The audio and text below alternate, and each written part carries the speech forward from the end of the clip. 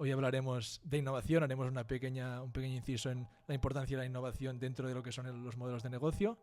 Hablaremos también de modelos de negocio y finalmente pues hablaremos de qué relación tiene el modelo de negocio y la innovación con la definición de objetivos estratégicos y después para la creación de lo que es el plan estratégico, que es un poco la guía o el camino a seguir por parte de las empresas. No es lo mismo una invención que una innovación. ¿Qué diferencia hay? Pues es un momento en particular que a alguien se le ocurre el crear, diseñar o productivizar algo. Innovación ya sería un proceso. A grosso modo, dos tipos de innovación. Una innovación que sería un poco más lineal, de un proceso iterativo, ¿no? Modelos de negocio a lo largo de la historia se han ido innovando, ¿no? Con lo más importante en un modelo de negocio lo que se tiene que analizar es la propuesta de valor. Por otro lado estaría lo que es la estructura. Tercera parte, ¿no?, que se agruparía sería el sostén, ¿no? El valor y la estructura tiene que ser sostenido por algo. No hay modelos de negocios buenos ni malos. Hay modelos de negocio coherentes e incoherentes. Bienvenidos a Ritmo Estratégico, la primera serie del podcast de Ciane Consulting. En esta serie convertimos el proceso estratégico y de innovación dentro de tu empresa PYME en hábitos. Pensar, decidir y ejecutar con agilidad, innovación y cadencia. Cada mes partimos de un pilar de contenido. Lo desglosamos en 3 temas clave y lo traemos al podcast con casos, herramientas y avances que usamos en proyectos reales. Bueno, buenos días, Carlos. Buenos días, Gerard. Bueno, para los que no nos conozcan, aquí delante tenemos a Carlos Martínez, profesor universitario, CEO de Ciane Consulting y doctor en economía, empresa y especializado en estrategia. Muy bien, y con nosotros Gerard, consultor socio de Ciane Consulting, experto en tema de estrategia y de innovación.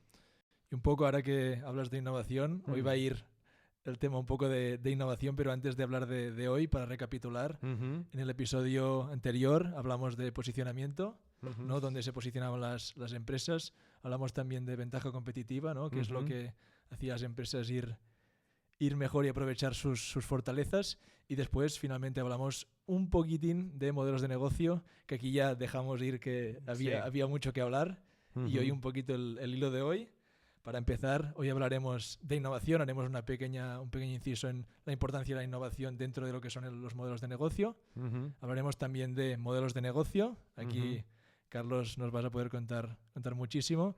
Y finalmente, pues hablaremos de qué relación tiene el modelo de negocio y la innovación con la definición de objetivos estratégicos y después para la creación de lo que es el plan estratégico, que es un poco la guía o el camino a seguir por parte de las empresas. Vale. Dicho esto, la idea, si te parece, es hablar un poquito de innovación.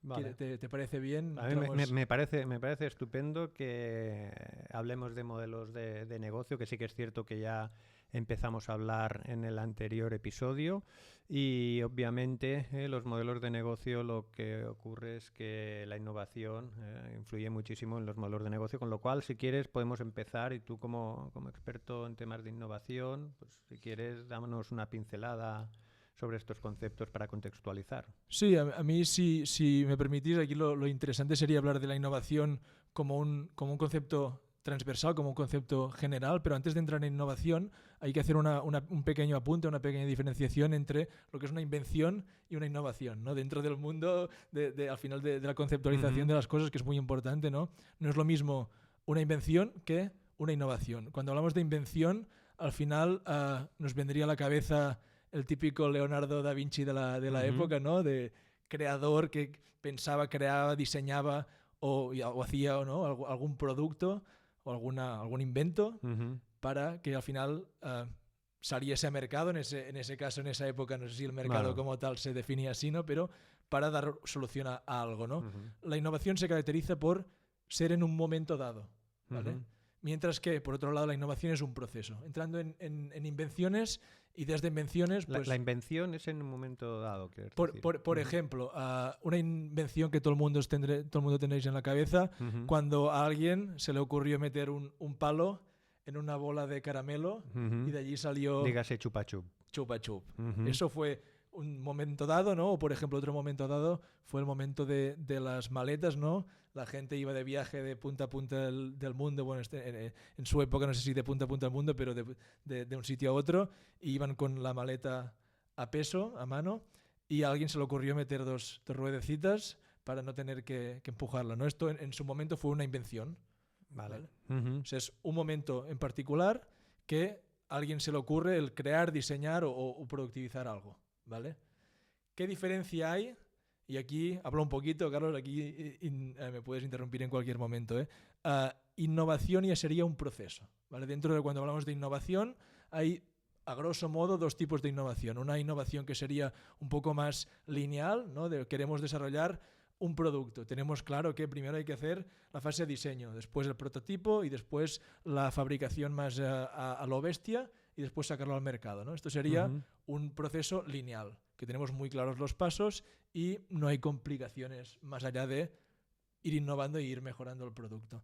Otro tipo de innovación es, cuando hablamos de innovación, de un proceso iterativo, ¿no? Iterativo, que es de, ostras, sabemos que queremos llegar a desarrollar algo, ¿no? Ya sea un producto tecnológico o ya sea una nueva gama de pienso o de cualquier producto. Y no sabemos muy bien cómo vamos a llegar al final, pero tenemos claro el objetivo final, ¿vale? La iteración es durante ese proceso, vamos haciendo cositas, ahora probamos, ostras, resulta que desarrollamos algo, lo probamos con el mercado no lo recepciona bien, volvemos a casa, ¿no? Lo volvemos a desarrollar y le vamos dando capas de mejora, yendo para atrás y para adelante para poder acabar innovando, ¿vale? Entonces, la innovación desde este punto de vista es una cosa más transversal, que ya no es solo a nivel de producto, sino que va más allá a nivel de proceso, y el objetivo de hoy era ver cómo la innovación, ¿no? puede incidir dentro del modelo de negocio de una empresa. Innovaciones, aquí muchas, ¿no? Dentro de lo que es innovaciones hay 3 categorías más y acabo con la clase de conceptos. Sería la innovación desde un punto de vista incremental, ¿vale? Cuando hablamos de innovación incremental estamos hablando de típica gama de lo que sea, ¿no? De móviles, pensando en iPhone, ¿no? Que saca el iPhone, una vez ya ha sido algo revolucionario y han sacado el invento, la invención sería el iPhone, el primero. Sí, en el momento en el que diseñan algo que no existía en el momento, como por ejemplo la pantalla táctil para desarrollar un móvil, esto fue la invención. Vale. Que en este caso fue una innovación radical, ya me anticipo, que una innovación radical es cuando hay un cambio de tecnología, hay un cambio de paradigma en la tecnología que se usa para dar solución a algo, ¿no? En este caso un producto, antes eran los móviles, pues igual el tema de teclado pues era manual, pasó a ser táctil.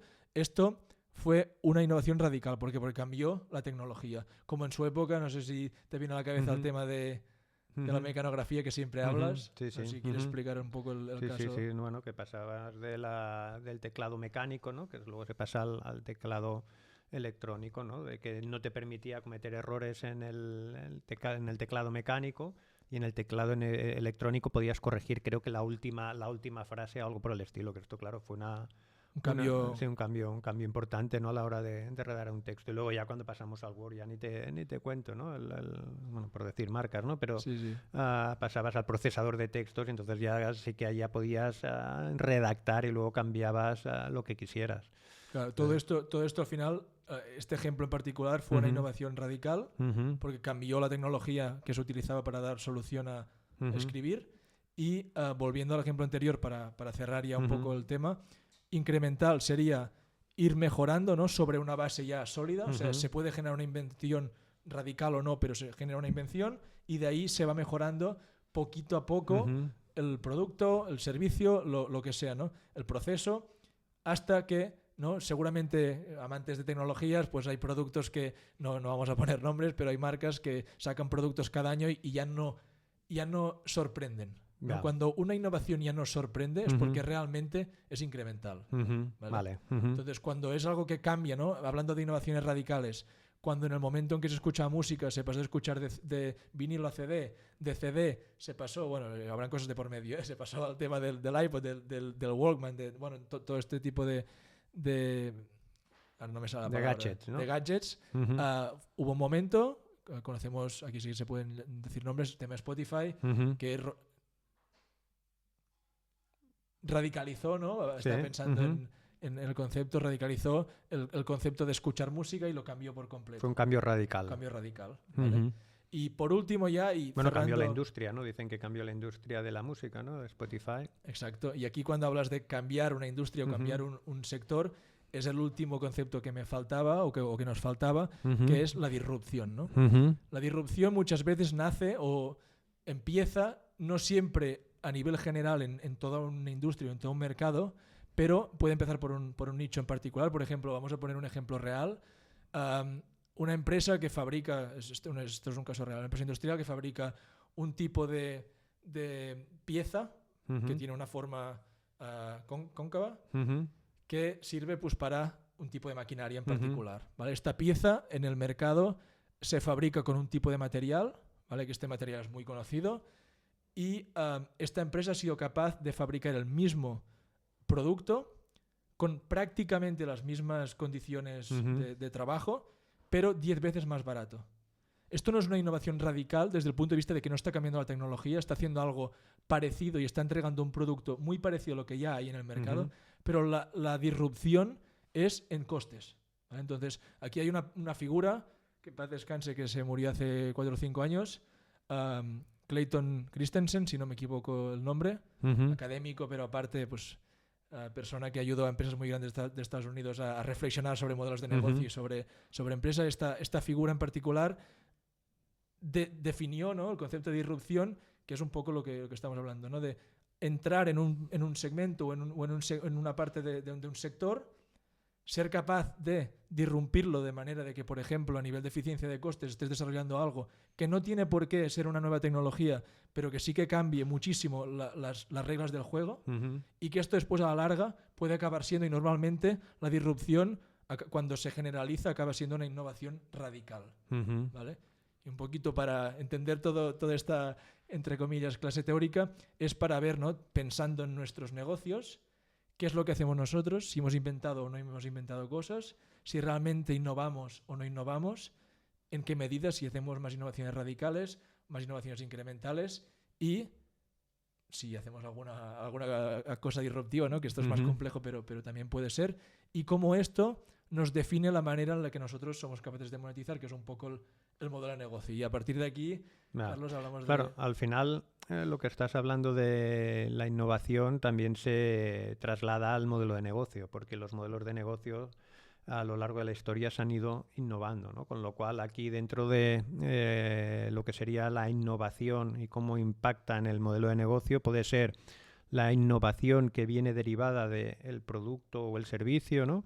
Y luego también cómo se innova en el modelo de negocio, ¿no? Cómo cambiamos el modelo de negocio para poder transmitir el valor al mercado, ¿no? Esto es un poco la idea de lo que hablaremos hoy, ¿no? Sí, y dentro de la innovación, al final aquí podríamos hablar muchísimo más de innovación, ¿no?, como proceso, que es un proceso transversal que no solo afecta a nivel de producto. La gente tiene en la cabeza innovación de producto cuando hablamos de software, cuando hablamos de empresas industriales, de fabricación, cuando hablamos de servicios, pero al final la innovación puede ser en muchas áreas del negocio, ¿no? Hoy no vamos a entrar aquí, tampoco vamos a entrar en la innovación desde el punto de vista técnico del I+D+I, ¿no? Que el I+D, ¿no?, la investigación, la gente cuando escucha I+D ya se piensa que esto es innovación, ¿no? Bueno, I+D es investigación y desarrollo. Y aparte hay el I+D+I, que hay la parte del componente de innovación, pero esto ya es un poco más de laboratorio, ¿no? Cuando la gente se imagina el departamento de I+D, se imagina gente allí investigando, y que hay una parte de innovación que corresponde a esto, pero hay mucha parte de la innovación que no tiene este proceso tan estructurado y que se desarrolla en muchas áreas del negocio. Y aquí la conexión con el modelo de negocio. Y aquí un poco conectándolo, Carlos, ahora que lo comentas, lo ideal sería pues hablar un poco de modelos de negocio y entender el por qué 2 empresas o 5 empresas aparentemente vendiendo un producto igual o haciendo la misma actividad realmente tienen modelos de negocio muy distintos, operan de manera distinta, y esto condiciona, ¿no?, ya veremos, pues la manera los objetivos que se definen y el plan estratégico. Claro. No, aquí tendríamos que hacer referencia, ¿no?, a la herramienta que utilizamos los consultores, básicamente, ¿no?, que es una gran innovación o invención, no lo sé cómo lo pondríamos, ¿no?, que es el modelo, el Canvas del Osterwalder, ¿no? Que él lo que hizo es lo que en su tesis doctoral, ¿no? Lo que hizo es lo que los consultores hacíamos, ¿no? Que analizábamos diferentes cosas y lo que hizo dice voy a hacerlo en un lienzo, ¿no? Y lo que voy a hacer es lo que la gente tiene en mente, lo ponemos en un lienzo, ¿no? Y hacemos las 9 partes, ¿no? del modelo de negocio. Entonces, esta herramienta, ¿para qué nos sirve? Pues para entender cuál es nuestro modelo de negocio, ¿no? Que lo podemos resumir en tres fases. De los 9, desde nuestro punto de vista, nuestra metodología, de las nueve bloques, ¿no? que define Osterwalder, al final se podrían resumir en 3, ¿no? Por un lado, lo que sería la propuesta de valor. Esto es lo más importante en un modelo de negocio, lo que se tiene que analizar es la propuesta de valor. Que ya en alguna ocasión hemos hablado de la propuesta de valor, pero ya tenemos claro la propuesta de valor, con lo cual si hay propuesta de valor, probablemente podamos ir al mercado, ¿sí? Por otro lado estaría lo que es la estructura. La estructura es todo aquello que necesitamos para poder elaborar la propuesta de valor, ¿no? El valor que podemos entregar, ¿no? ¿Cómo lo elaboramos si tenemos una fábrica? Pues esto sería parte de la estructura y el canal de distribución, por ejemplo. Perdona, la estructura serían los recursos que tenemos. Sí. Entonces, el canal de distribución también formaría parte de la estructura. Y por último, pues también tendríamos la tercera parte, ¿no? Que se agruparía sería el sostén, ¿no? Por hablarlo de una forma, ¿no? Que todo se sostiene, ¿no? Al final, el valor y la estructura tiene que ser sostenido por algo. ¿Por qué? Por tu estructura de costes y tu estructura de ingresos, que al final el sostén te permite que todo aquello funcione y poder llevar a cabo de lo que se trata de una empresa, ¿no? Que el modelo de negocio lo que intenta analizar es ver cómo se crea el valor, cómo se entrega el valor y una de las cosas importantes es cómo se captura el valor. La captura de valor. Cómo capturamos el valor de las cosas que nosotros estamos llevando al mercado. Y aquí, si me permites, cómo capturamos el valor. Esto es importantísimo porque al final de lo que generas, está muy bien generarlo. Entregarlo es clave porque si no lo entregas la propuesta no se percibe por el cliente, pero si no lo capturas no se monetiza. O sea, al final la captura es la monetización del valor, ¿no? Y cuando hablamos de innovación, dentro de la parte de la captura es muy importante también entender de qué manera los nuevos modelos de negocio, ¿no? De si pasamos de una tienda típica a una tienda que tiene un e-commerce, cómo se captura el valor a través de ese canal que es innovador o que es distinto al tradicional, que muchas veces es distinto y las reglas del juego cambian a la hora de capturar ese valor, ¿no? Y lo podemos estar generando mucho valor con una página web online, pero no estemos capturando el valor, ¿no? O sea, no estemos monetizando. Era una punta. Claro, aquí, por ejemplo, aplicaciones que han salido del deporte. ¿Sí? Hay aplicaciones que utiliza la gente amateur, profesionales creo que también, pero sobre todo la gente amateur, ¿no? Que que somos los campeones del mundo del ciclismo y que somos los campeones del mundo de las maratones, que utilizábamos una herramienta en la cual esta herramienta al principio todo el valor se lo estaba apropiando el usuario.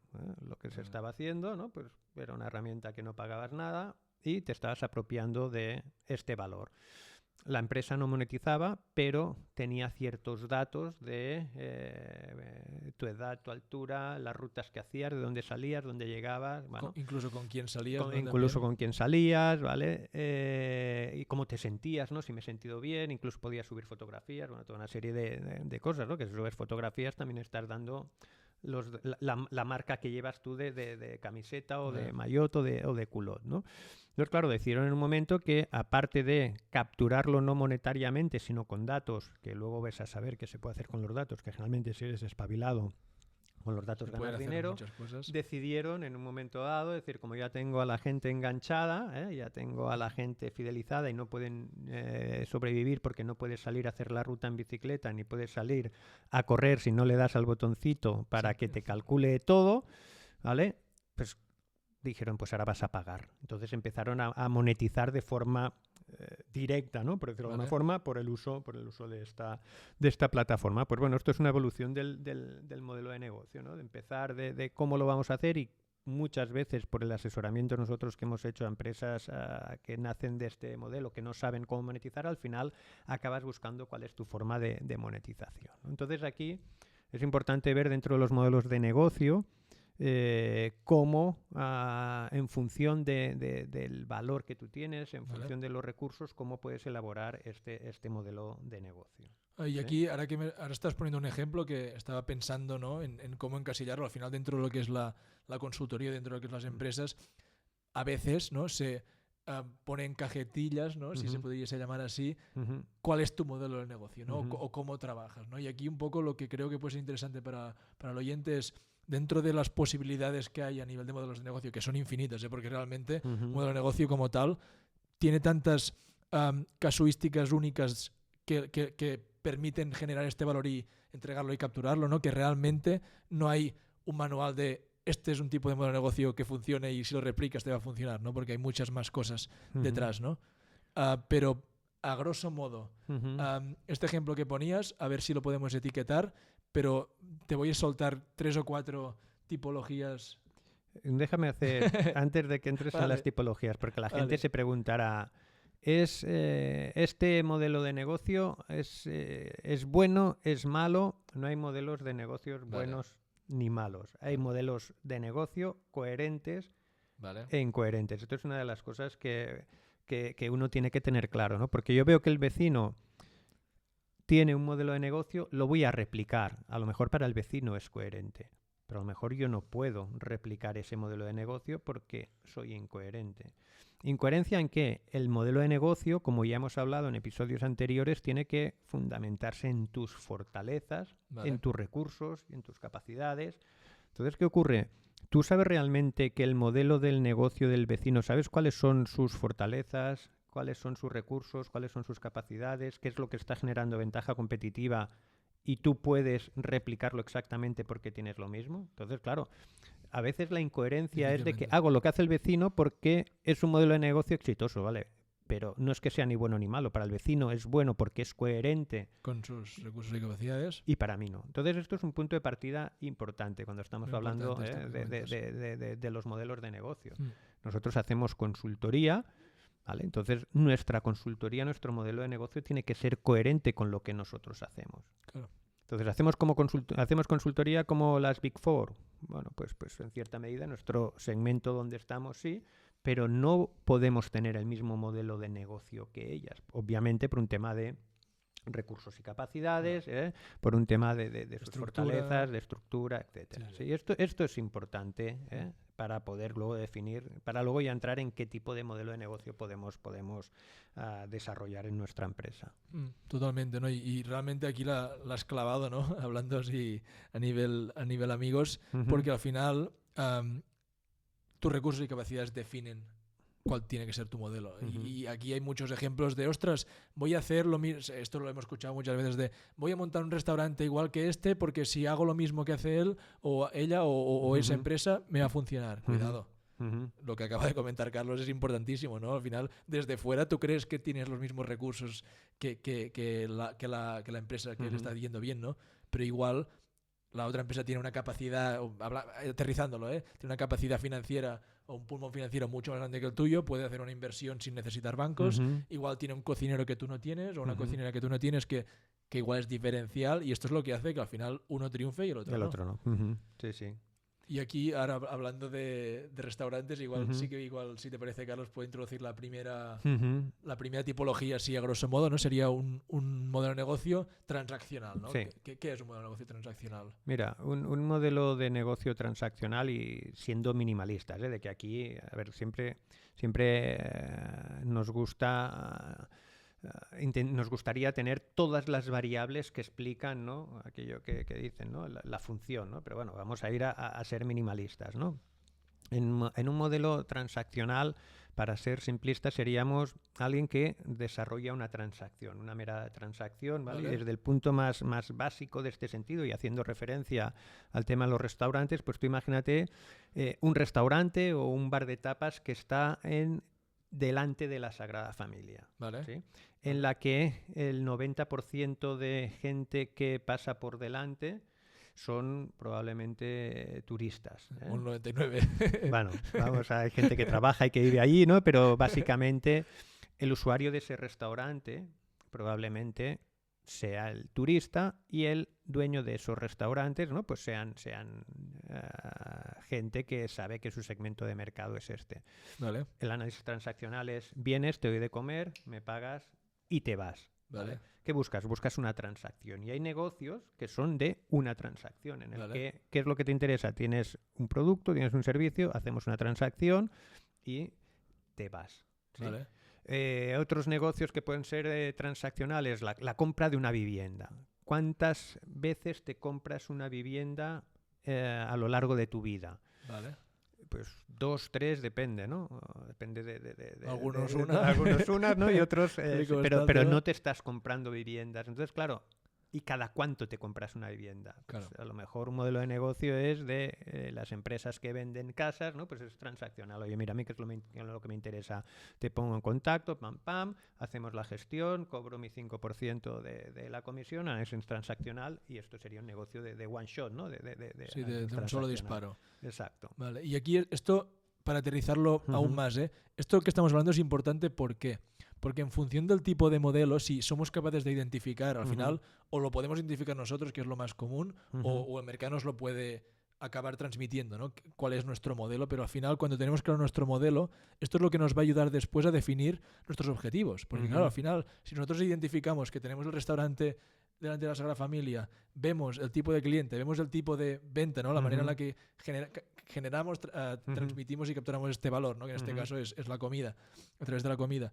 Y somos capaces de entender esto nos va a ayudar a definir cuáles van a ser los objetivos, que pueden ser muy distintos de si el modelo es distinto, o sea, es otro tipo de modelo. Esto es importante, Pero al final, ¿por qué estamos comentando esto? Pues para entender cómo definir los objetivos, ¿no? Claro, tú imagínate un pueblo de 6.000 habitantes o de 8.000 habitantes, sí. Que como somos me puedo hacer una idea. Residentes de este tipo de pueblos, pues allí no puede ser un negocio one shot, es decir, no puede ser un negocio transaccional. Allí el negocio es, vamos a tener clientela recurrente, ¿no? Vamos a apostar por la recurrencia, con lo cual los objetivos serán diferentes, ¿no? Probablemente en un negocio transaccional one shot ahí lo que vas a buscar es el margen, ¿no?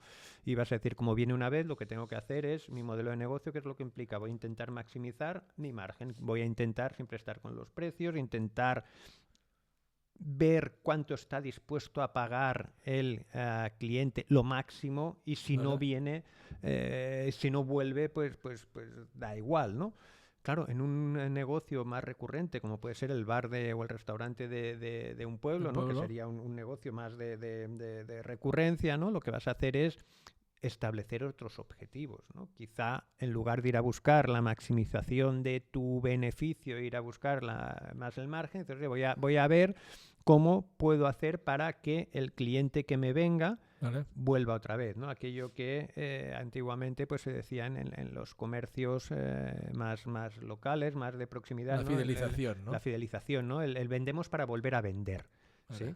No vendemos para ganarnos la vida rápido, sino vendemos para volver a vender, porque nosotros estará en función de las veces que repita mi cliente, y mi modelo de negocio se basará en esto. Entonces, oriento el modelo de negocio. O sea, los objetivos que fuéramos a definir para ese negocio podrían o tendría sentido que estuviesen alineados o en la dirección de, por ejemplo, fidelizar al cliente, de hacer acciones, ¿no? Para dar respuesta. Por ejemplo, sacrificaríamos margen si la variable precio es muy importante para el cliente, para que éste vuelva. Repita. ¿Sí? Vale. Por ejemplo. Vale. Aquí hemos hablado del one shot, que le llaman en inglés. También hemos hablado del tema de recurrencia. Después habría otro que sería un poco híbrido, ¿no? La servitización, si se pudiese llamar, no sé si se puede llamar así, pero bueno, podría ser. ¿Esto qué es, al final? ¿Qué te viene a la cabeza cuando hablamos de servitización? Entonces, claro, aquí estaríamos hablando en el que, aparte de dar este servicio, aparte de dar el producto, ¿no? Pues puede ser de que añadas un servicio complementario al producto que tú ya estás dando, ¿no? Con lo cual también forma parte de tener cautivo. Es un one shot y lo añades con esta servitización en el que das un servicio con la intención de que haya una recurrencia, ¿no? Pues, por ejemplo, aquí hay muchas empresas que te venden, por ejemplo, calderas, ¿no? Y luego te venden el servicio de mantenimiento. ¿Sí? Por un lado, tengo one shot, ¿vale? Por el otro lado, ¿qué es lo que hago? Te vendo un servicio, ¿vale? Y este servicio hace que complemente ese modelo de negocio. Que a veces se dice, perdona Carlos, a veces se dice que estas empresas, no desde fuera, se ganan el dinero con el mantenimiento, no más que con el producto. Bueno, tienes que llegar a ese equilibrio, ¿no? Saber el modelo de negocio, ¿no? Si es más por vender la caldera o por darle ese servicio, ¿no? Claro. Si hacemos el paralelismo hablando con el tema de los restaurantes, ¿no? Pues hay restaurantes, por ejemplo, nosotros aquí en Barcelona, pues en el Borne hay uno, ¿no? De que tú vas allí y el servicio es puedes ir a desayunar y encima puedes ir a trabajar, ¿no? Con lo cual, ¿qué estás haciendo? Estás haciendo este servicio de te doy de comer, ¿vale? Pero encima puedes estar aquí, te preparo unas mesas donde puedes estar trabajando, porque donde puedes, o que un restaurante pues tenga unas salas privadas pues para hacer las reuniones privadas de empresa. Entonces estar dando un servicio más a más, aparte de dar de... Otro ejemplo, Carlos, de lo que sería la servitización, por ejemplo, aquí esto resonará a muchísimos de vosotros cuando hubieron subvenciones estatales de kit digital, kit consulting, todo este tipo de ayudas. Páginas web, ¿no? O sea, el modelo está clarísimo. Hace muchos años hacer una página web tenía un valor muy alto, bastante más alto que ahora. Era un one shot, pero un buen shot. Sí, cuando no existían todas estas páginas que te las hacías tú y tal, que se tenían que programar todos allí. Que con 4 webs vivías el año entero. Carísimas. Ahora ya no es así el concepto, ¿no? Ahora el one shot ha pasado a ser una cosa de valor bastante menor, a nivel, bueno, del precio bastante menor, pero los modelos están pivotando, están innovando, están cambiando hacia un modelo donde se servitiza, ¿no? Se entrega la página web muchas veces a un coste inferior de lo que tendría que costar a día de hoy, que ya es menos, pero aparte la propuesta es te ofrezco la web a cambio de una lealtad o un contrato de mantenimiento de este tipo de documento, de este tipo de página web, de entregable, para tener esa continuidad, ¿no? Esto sería otro ejemplo de servitización. Y después el último, Carlos, estaríamos hablando de si se pudiese etiquetar o encasillar. Aquí es un poco más cuestionable, ¿no? Pero los modelos que se enfocan más a nichos, a diferenciación pura, ¿no? Aquí, bueno, hemos hablado en algún episodio de cuando hablamos de posicionamiento, cuando hablamos de empresas que se podían posicionar en diferenciación segmentada, etcétera. Aquí también es un tipo de modelo, ¿no? De enfocar todos tus esfuerzos a generar una marca. Por ejemplo, premium, ¿no? Tener un modelo de negocio en el que yo lo que hago es un modelo premium, ¿no? En el que lo que intento es posicionarme en un segmento high level, ¿no? En el que hay una diferenciación elevada, ya sea por el tipo de producto, por el servicio, que al final lo acabas monetizando, ¿no? Entonces esto es otro tipo de modelo en el que probablemente no vayas a volumen, sino que vayas a hacer poquitas cosas, pero ahí sacarle un margen muy elevado, ¿no? Entonces esto sería un restaurante. Conocemos restaurantes de este estilo, que hay lista de espera de 6-7 meses, en el que tú pagas un dinero sustancial por una comida en la que realmente puede ser diferencial, tanto en la calidad como en la innovación de la comida, como en el servicio, innovación de servicio, la experiencia también. Y entonces estás ahí pues pagando pues por comer pues 500-600 euros por comensal por este servicio premium, ¿no? Entonces otro modelo de negocio que al final, fíjate, de que hemos ido a gente que hace cosas, ¿no? Probablemente con materias o con la materia prima la misma, ¿no? Que al final es la comida, ¿no? Pues fijaros cómo pueden haber diferentes modelos de negocio. Claro, y esto hablando de un sector tradicional, para poner un ejemplo que le pueda resonar a todo el mundo, pero claro, cuando empezamos a hablar de empresas que tienen, por ejemplo, base tecnológica, que ya estamos hablando de que desde sus inicios, ¿no? Nacen tecnológicas o nacen ya pensadas para internacionalizarse, ¿no? Que aquí también algún día Carlos también puede explicar muchísimo. Aquí ya se complica más aún, ¿no? O sea, aquí la innovación y las maneras de crear y combinar modelos de negocio van aún más allá, ¿no? de lo que sería un negocio más tradicional. Aquí sí que yo, Carlos, si te parece, lo que podría ser interesante es un poco ya para ir cerrando, es qué tipo de cosas no habría que hacer para cada uno de estos modelos, ¿no? O sea, de la misma manera que cuando hablamos de un one shot hay que perseguir lo que hablabas, ¿no? El margen, hay que perseguir el ser capaces de entender bien quién es nuestro cliente para ver si le podemos cobrar más, menos, si realmente va a volver o no va a volver.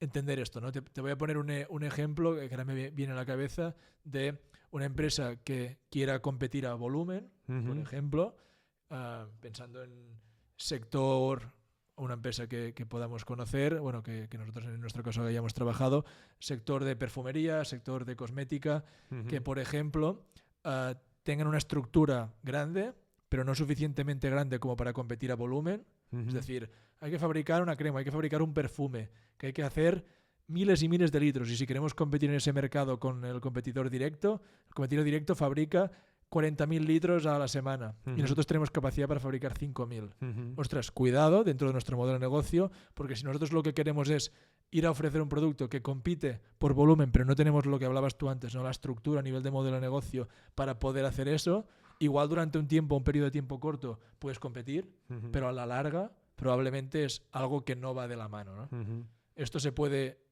pensar en otro ejemplo, si quieres, Carlos, otro ejemplo de este mismo concepto, o incluso de conceptos inversos, ¿no? De qué no hacer en un modelo de recurrencia, ¿no? Claro, aquí lo importante es lo que dices tú, ¿no? Ver qué capacidad tengo, aunque lo que decíamos al principio, ¿no? El vecino está haciendo esto. ¿Por qué? Porque al final el que va a mandar y el que va a ponerte las reglas no es el cliente. Si tú a un cliente le tienes que servir tantos miles de litros o tantos miles de kilos, ¿no? Empresas de distribución de la alimentación, si tú quieres jugar a ese cliente, ¿no? Quieres estar en esa liga, pues probablemente vas a tener que cambiar tu estructura, ¿no? Lo que hablábamos, la propuesta de valor, la estructura y el sostén que mantenga todo esto, ¿no? Entonces, ¿qué es lo que no tenemos que hacer? Obcecarnos, ¿no? La miopía empresarial, que se le llama. Yo tengo para fabricar tantas unidades, pues hago tantas unidades. Quiero llegar a esa otra liga. ¿Qué es lo que tendría que hacer? Dotarme de los recursos para poder jugar ahí, ¿no? Entonces, lo que no puedo hacer es con mis recursos, lo que no hacer es con los recursos que tenga, intentar hacer cosas que no soy capaz de hacer.